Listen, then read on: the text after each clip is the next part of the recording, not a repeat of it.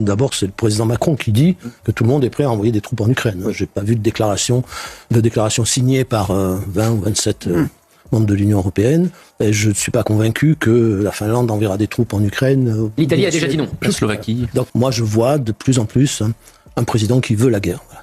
Il se prépare pas au cas où il y aurait un risque de conflit. Non, manifestement, il la veut. Vous dites Emmanuel Macron veut la guerre. Il veut la guerre avec la Russie pour vous. Oui, il veut la guerre. Au fond de lui, il veut la guerre. Ce qu'il faut éviter à tout prix, c'est de se trouver un jour dans une situation où nous n'aurons pas le choix de faire ou ne pas faire la guerre. J'en suis venu à comprendre que le président Macron cherche à maintenir la population française sous un stress permanent pour détourner l'attention de sa gestion catastrophique du pays. Il rejoue le rôle du va-t-en-guerre, semblant vouloir prolonger un conflit alors qu'ils sont supposés être dans un processus de paix.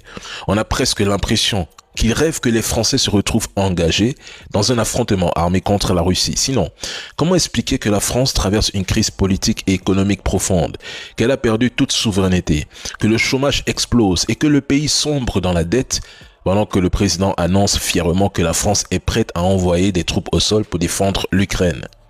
Qu'est-ce qui peut justifier ce désir obsessionnel du président Macron d'un conflit avec Moscou alors que son pays est militairement affaibli? La France n'arrive même plus à produire autant d'obus pour défendre l'Ukraine.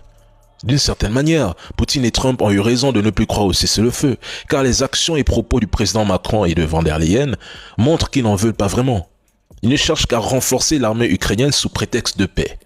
Il est évident que les pays de l'OTAN ne pourront jamais déployer de troupes sans l'accord de la Russie, et tant que Moscou refuse.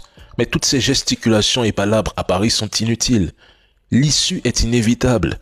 L'Ukraine finira par capituler tôt ou tard.